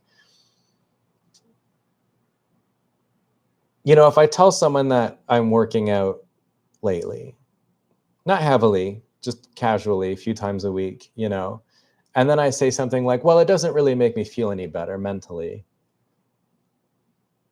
And then the next thing that they'll always say is that, well, then you must be doing it wrong, or you're not doing it often enough, or maybe you're doing it too much, or maybe, you know, X, Y, and Z. And I'm just not sure. So I guess I'm excited to see how my Chinese lessons are going to work out, if they're actually going to help me improve. Because so far they aren't really, because I think I'm not doing them often enough, which is why I signed up for more classes. I started working out to see if it'll make me feel better. So I'm just excited for that. Some obstacles that I'm still trying to overcome is I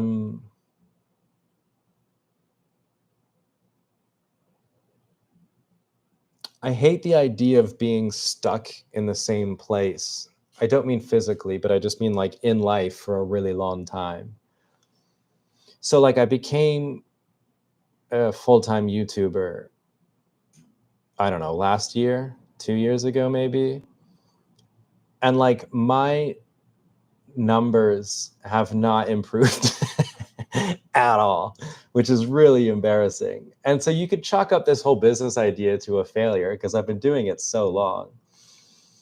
And I haven't like really grown it that much because I suck at it.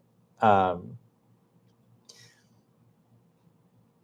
I still enjoy doing it, so I keep doing it. And so that's something I guess I'm struggling through. It's just like being stuck in the same position. So I don't know. And then, you know, and I mean that through like multiple facets of life. Like also, like I'm 34 and I haven't started a family. And it's like, okay, well, if it's something that you want to do, you better get on it. Because I think what a lot of people don't realize, particularly young people, is that you have a lot less time than you think you do to do things in life. And so you kind of have to get on it. You can't be caught living in this sort of dream state where you think about the things that you're going to do and you dream about the things that you're going to do, but you never end up doing it because you spend all your time dreaming. I don't know if that makes sense to you guys, but it makes sense to me. Good question. Should have been a super chat. Bro here just trying to justify illegal parking. Yeah, honestly. It's almost encouraged by the government if you think about it. Just open your eyes when you go out. I don't think so. Maybe the gym is just not your thing. Well, I don't go to the gym. I work out at home. I do body weights and I work out at home. And you're right, the gym is not my thing. I don't like going to the gym. Kyle says Prozzy is a nihilist. Confirmed. I don't try. I'm not a nihilist in the sense where I just throw my arms up and say, fuck it, everything sucks. I'm at least testing it to see if I could be wrong, you know? But I do wish I was a more positive person. I think there are people, I think it depends on how you were raised. And maybe this is a debate we can have in the chat because it's a debate I have with Allan all the time. I think you can tell immediately when you meet someone if they were beat as a kid growing up or not. I think you could tell immediately. Like, I think people who weren't beat as a kid, and I don't say this with any like resentment in my heart or hurt in my heart or anything like that, but I think that people who weren't beat as kids are so much more positive, and the world is just like at their beck and call. Like anything is possible to those types of people. Like Allan is like this, you know, he's so we talk about this on the podcast all the time, but he's so positive about things and he has so much confidence that whatever it is that he's trying to do, he'll be able to do. Whereas I look at situations the complete opposite way, where if it's something that I think I want to do, I'll come up with a million reasons why I think it's stupid or that I can't do it. And I'm a lot more of a nihilist and a lot more negative than he is. And I think that you can tell when you meet people whether or not they were beat or not, because there's a certain je ne sais quoi about people that were never beat, I think. Anyways, there's a certain chip they don't have on their shoulder, or maybe do have.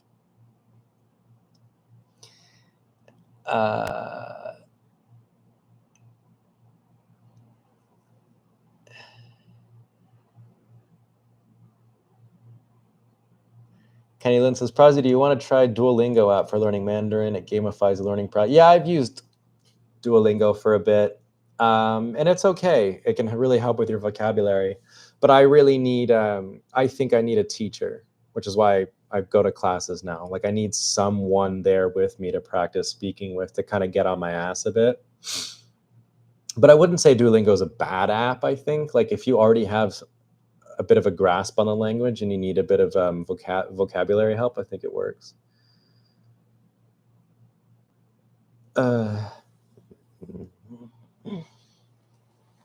Let's see, Snow, who was my first super chat of the day. Snow, appreciate you. Good luck with the family dream. I found it to be totally impossible. Tried for a decade, got myself all set up. Nothing ever happened. No luck in the slightest. Had to let those dreams go. Damn, man. How does that even happen? Or they're a spoiled brat, one or the other. What is Copper talking about? Somehow you give us the feeling that you are not a family man. Okay. Sorry you feel that way. Yada, so that must be your French side. I think you're probably right. If you ever meet French people or French Canadians, they have a certain ability to complain about just about anything. I'm not very knowledgeable about fashion, and I do not follow fashion trends, but I am interested in Japanese performance cars and the culture of car modification and the culture of vintage cars. Then go to Japan. Ron Balls Gaming says, all right, I'm out. Got to go for the morning run. Have a fun tonight. Cheers, Zach. Thanks for joining the chat. Thanks for the super chat. Sorry I couldn't get Allan on call. Allan did join the chat at your request, but I appreciate you. Havana Woody says, I understand that drive to become a dad, but not being sure you are ready. My 40-year-old neighbor never moved out of his parents. Oh, Jesus. Eventually they moved and left it to him, and he had a kid. Oh. I think I'm ready for it. I think this might sound foolish or kind of dumb, but I've worked in kindergartens and with kids for so fucking long that I have a pretty good understanding of where my own personal limits are in terms of things I do well and things I don't do well with kids, if that makes sense. And I also think that, like, I think particularly for men, there's this idea that we start to become or more like our dads, or we understand our dads more as we get older, and you start to fall into the same traps that our dads did. Like, I'll tell you a story. Like, one time when I was a kid, I used to play soccer. My dad really cared about physical health. Like, he made me and my sisters he cared a lot about health. So, like, healthy eating, playing sports, getting outside, not playing video games, that kind of thing, which is good. And he was the coach for our soccer team. And my dad is not a man of patience. He's kind of a no-nonsense kind of guy. Anyways, I remember one time we were doing soccer practice, and it's me and all the other kids, and a bunch of the parents are watching, and my dad's trying to coach. And for whatever reason, no one was listening to my dad. I don't know why. It was just like, I don't really remember. I was a kid. I was like, I don't know. I must have been like 6, 7, 8 years old. I don't remember how old I was. But I remember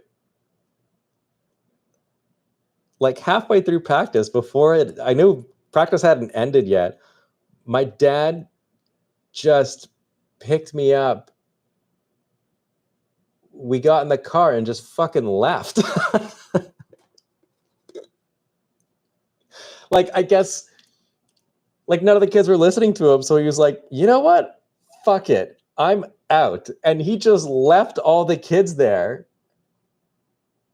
And we just left. Like, we just, like, can you imagine? Like, you take your kid to soccer practice and the coach just fucking leaves halfway through practice.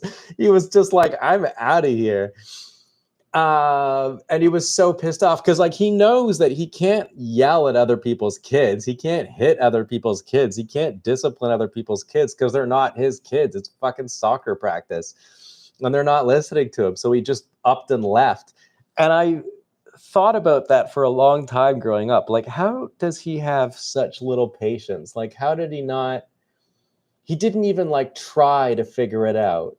You know, he just fucking left, which is hilarious now that I'm older. But anyways, I get it because you get really overwhelmed and you start to just realize that there's no fucking point in this and you're wasting your time. And I felt the same way just the other day. I was at my old work. Sometimes I go there and I substitute for them in the afternoons, you know, when teachers aren't there and they need a sub to come in, I go in and help. And I was teaching a junior class, which means they're like 3 years old turning 4. And I was trying to get them. This class was a fucking mess, man. So imagine, so it's like 20, I think it's like there was like 23 3-year-olds. And it was snack time. They finished snack. And I'm a substitute teacher, so I'm not sure what their routine is, what their schedule is. And usually after their snack time, when they finish their snack, they have something to do. Usually, maybe it's play with a toy, maybe it's read a book, maybe it's something, doesn't fucking matter. It's just something that they do while they wait for the other kids to finish snack. And so I asked the teacher's assistant what it is they normally do after snack, and she was like, I don't know. I was like, what do you mean? You know, like they have to do something, because I was noticing that they were finishing their snack and they were just fucking around. They were just going crazy. Like they were ripping shit off the whiteboard. They were like, and I'm like, Jesus Christ, they got to do something.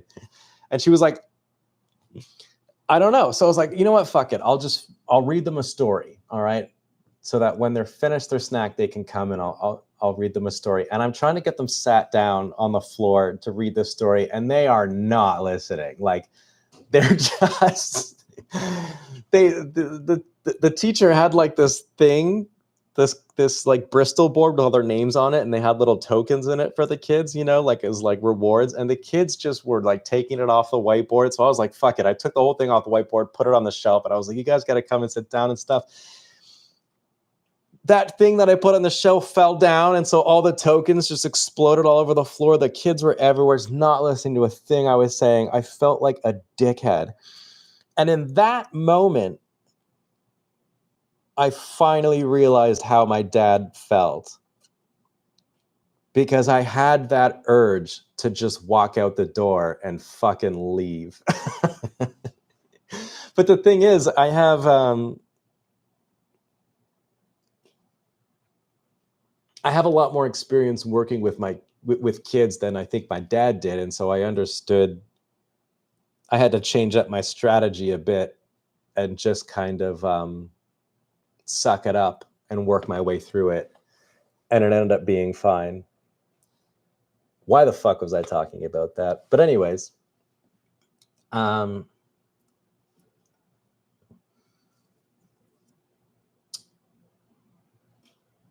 you for your live stream. Have a good night and a good weekend. Thank you for your super chat, friend.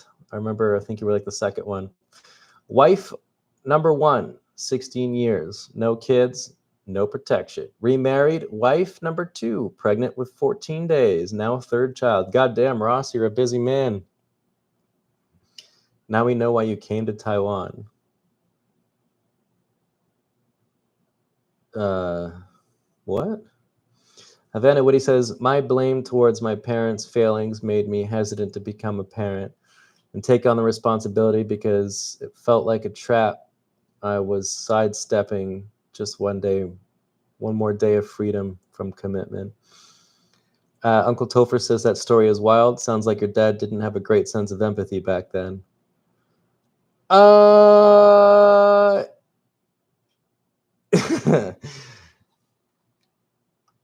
don't know. I think my dad was a typical military dad.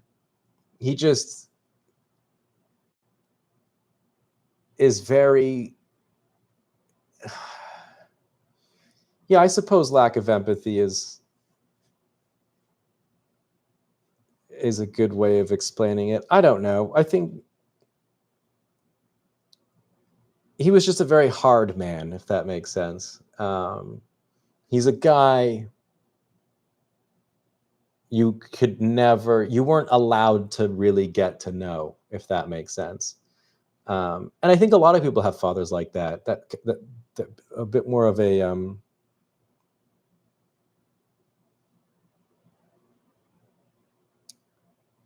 I don't know, that sort of take on masculinity, I suppose, is a bit different for some people.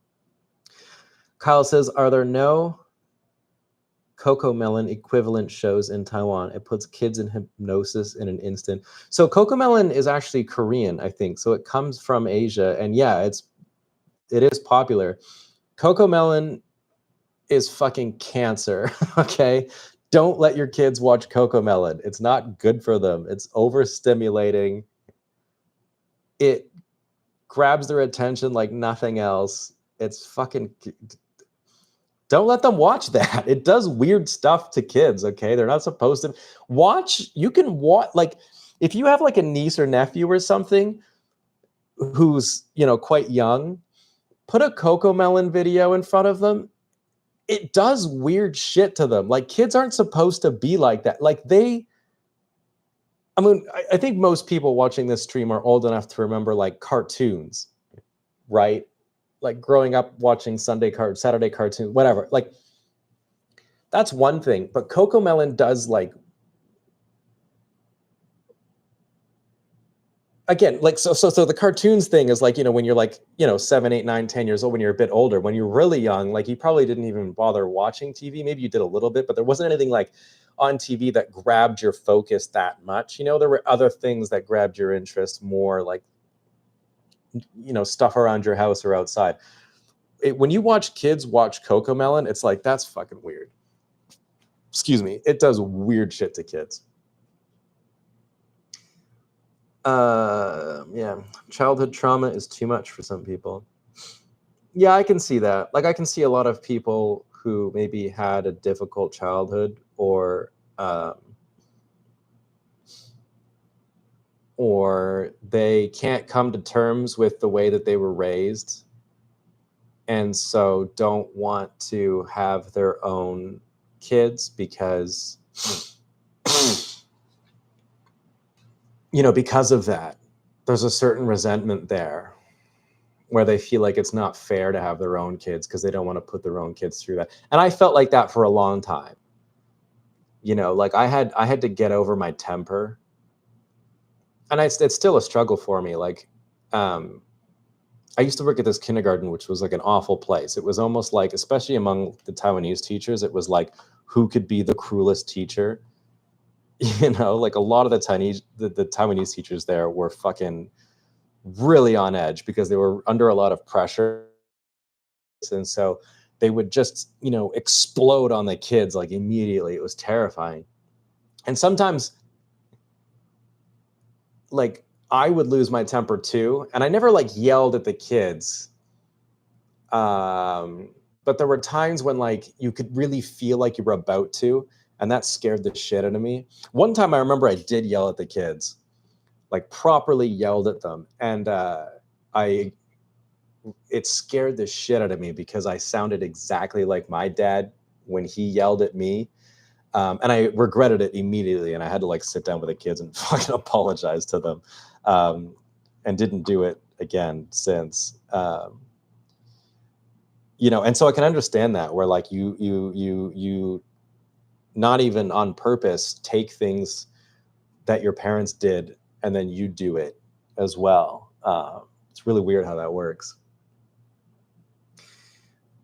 This person says, do you like wombat? The fuck are you talking about, buddy? Havana Woody says, exactly, find ways to get kids to create their own stimulation, not some video hamster wheel. Leslie Chong says, do you think kids shouldn't use social media as well, maybe under a certain age?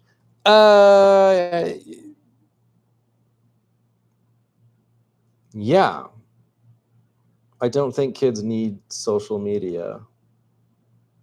What the age is, I don't know. I think we don't know enough. I think more research has to be done before we understand at what age should kids be on social media. Like, I remember when social media really started to kick off, like when I was in high school. And it does weird shit to you. Like when you're a kid, though, I don't even know what that would do. So yeah. I watched a documentary about Cocomelon. They cut scenes in less than 3 seconds interval on average. It makes them schizo. Yeah, I mean that's like a normal. So when you're doing video editing, you learn about the 2-second rule. You can, if you watch YouTube videos and some TV shows, there are exceptions to this rule, but you should cut every 2 seconds. You'll notice it now that I've said it. You can literally count, go 1 Mississippi, 2 Mississippi, and you'll notice a scene change. Not all the time, there's exceptions, but it's called the 2-second rule. And Cocomelon does it a lot. If you watch Taiwanese YouTube, it's like every fucking millisecond they have a cut or an edit in there. It's crazy. Snow says, my father is ex-military, was so bad. I don't speak with him or much of my family anymore. Upbringing was quite bad by US standards. Had to make my own way in adulthood. I know a lot of people are similar. Yeah, totally. I have 2 sisters and they don't speak to my dad. So there you have it. I know exactly how you feel. It's okay to let it out, but in a proper channel. Yeah. Under 15. Yeah. They banned Meta, but not TikTok. Who banned Meta? I recently found a class picture from kindergarten, and one of the teachers really did look like a Disney villain from a Victorian morning dress. She even had a bonnet? The fuck? 1970, my memory of her meme. You didn't wear bonnets in 1970, did they? That's fucking nuts.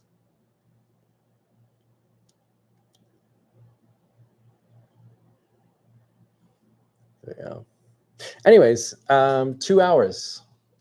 It's hard to know whether or not I should keep going, because every time I do these live streams, it's like I always feel like 2 hours is enough, but then as soon as I extend it past 2 hours, I get like loads of new people coming in to say hi and super chats and stuff. So it's like it's hard to know when to cut it, but I'll cut it here because it's Saturday night and I got to shower and I got to clean my room and get going. So yeah, I appreciate you guys in the chat. That was fun. See a lot of new faces in here, man. That's cool. Didn't talk about Australia, which surprised me.